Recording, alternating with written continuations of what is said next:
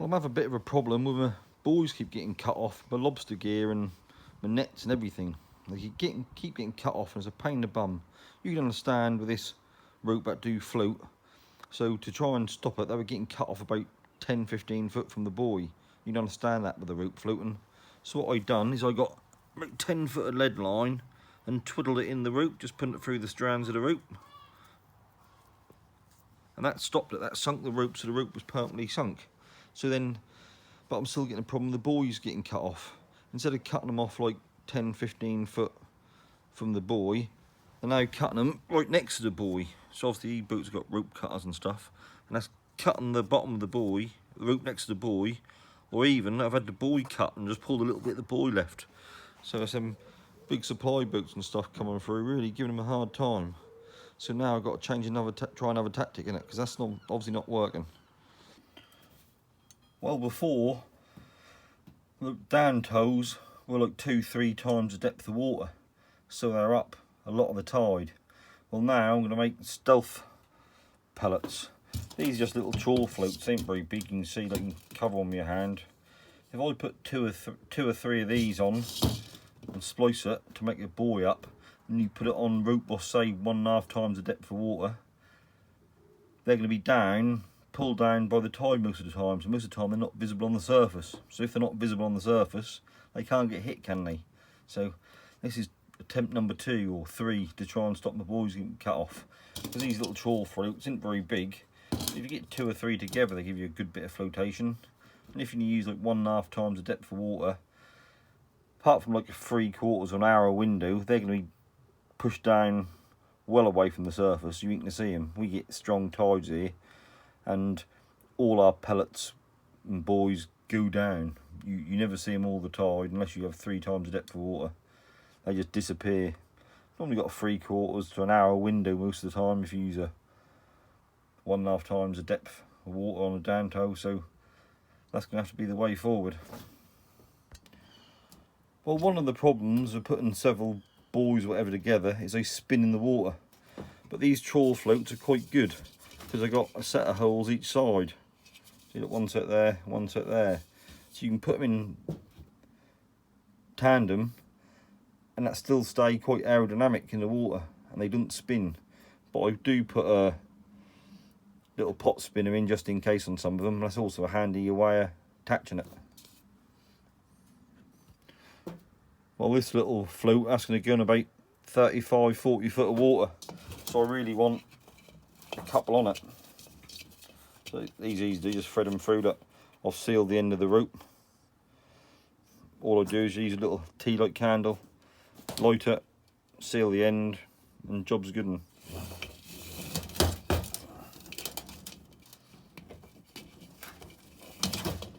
Look at that. Look lovely, don't they? Nice little string.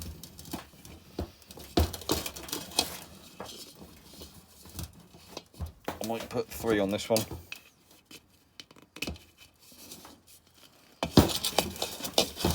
Got 3 there, like a necklace. And just go down the other side.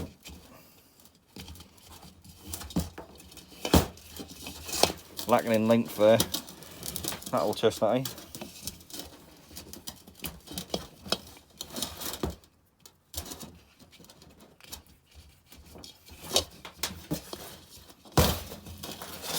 And you look at that, that's quite a neat buoy, isn't it? Quite aerodynamic, so that wouldn't spin in the water too much. But look, the dog's danglies, doesn't it? And it ain't got a huge amount of flotation, but it's got enough at slack water. So they should stay down most of the time. So if they're pushed down the water 11 out of 12 hours on like 2 tides, that's making a hell of a lot of difference in it. In a 24-hour period, that's only up 4 hours. What in a huge amount of time is it? So yeah, let's give these a go. Look at that, I can even try my new chopping board out. Obviously this is the chopping board for when I go fishing on the beach, and the last one went hard and felt the bits, and well, felt a bit ages ago, but I'll still keep using it. I keep forgetting to buy a new one. Well, now I've got another one. Nice little chopping board, and that'll do the job for cutting the rope on. Be ideal for that, because obviously it's been a stainless table. You don't want to cut rope on this, do you? Bucket the knife up. But as you can see, what I did do, I use this little tea candle to melt the end of the rope, so let's make it easier to thread through the small little buoys. But what I do now is I'll split that. So all you got to do is put it in there, push it up, click, click, click, and now they just open up. So now I can splice them ever so easy. Well, even though I just sealed the end and split it, there's a couple of little bits hanging off. So I'm just going to give it another little heat, then you take a second or two, doesn't it? There's a stray bit there.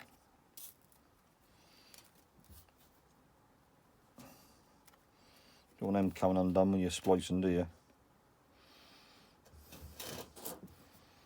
That look, funky dory, doesn't it? And you can just move it out of the way, but instead of letting it burn, you want to just blow it out. And now I can start splicing that ending. Easy peasy.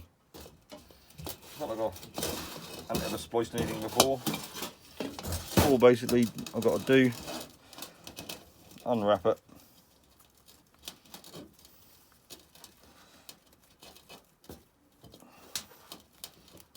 jobs are good, and you can count it. Look, 1, 2, 3, 4. So it's going to make 5, and that'll be more than enough. Obviously, got something quite tight, so I'll give it a little bit more, pull it through.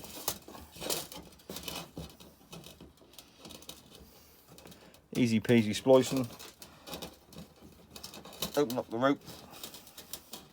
Call this rope is ever so hard lay. Might be a nightmare. So obviously, yes, you do through the first one. And obviously, one to the left and one to the right of it. So just go to the right.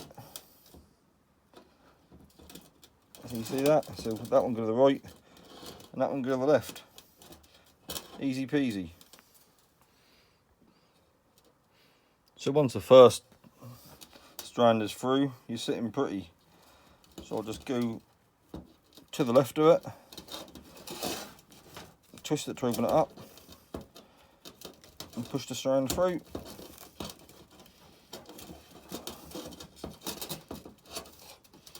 And then turn it to the right,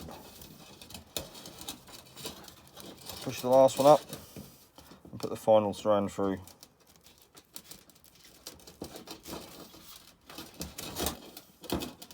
And just pull them down a bit.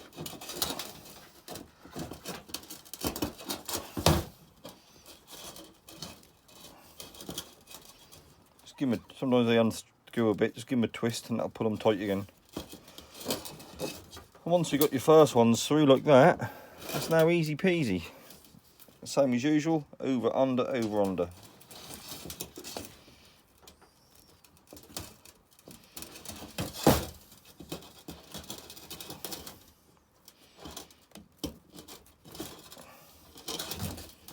See that one's started to open up. Give that a turn or two.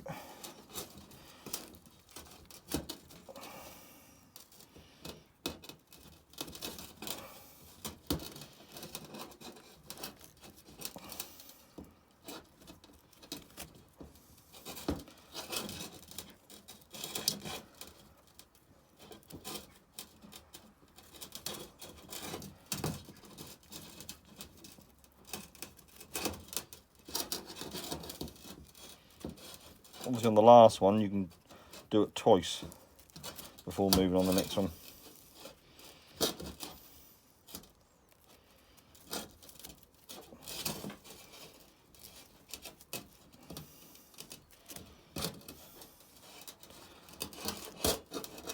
It's quite tough on the old fingers, this hard lay stuff. If you push it, that starts pushing your skin from behind the back of your nails, and basically in theory pushing your fingernail off, or thumbnail off, but hey-oh. Stop being a wimp, man up.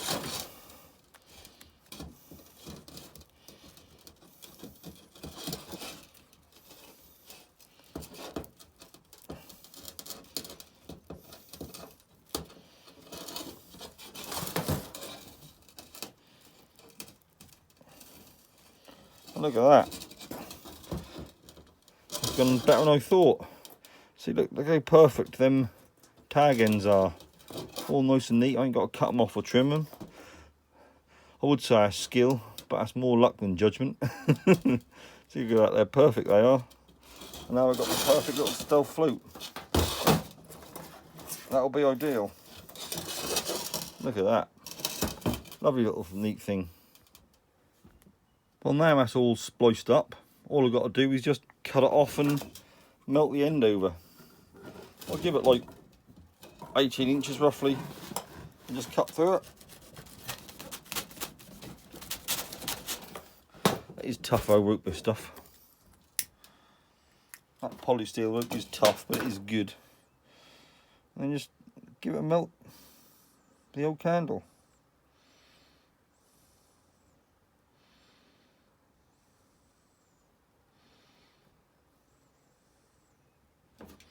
And lick my fingers and just squeeze it down. And that is a stealth pot float or net float. I could go down in most of the tide. Neat, lovely little pot float thing. Superb. That'll do the treat, do the job of treat, won't it?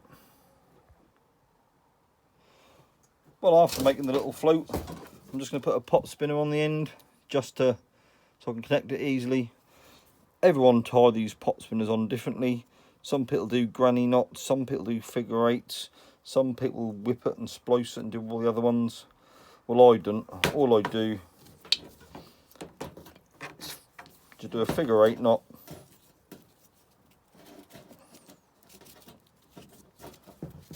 Pull it tight. Then just open up the strand. That's going to be awkward. Sod's law. Open up the strand and puck it through. So you've got a figure eight knot and puck through. So basically, that will be ever so easy to undo. You see some of the other knots, you put a lot of weight on them and they're a sod to undo, but these didn't. So I just pull up to there, job's a good one. Easy peasy. That's never going to come undone, not in a million years.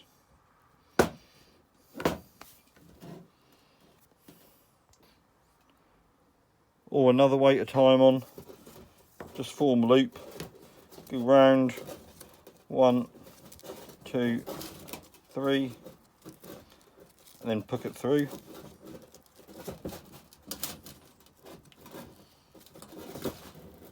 That's another way of doing it. And they don't come undone either. So any way you'd like to do it, that's totally up to you.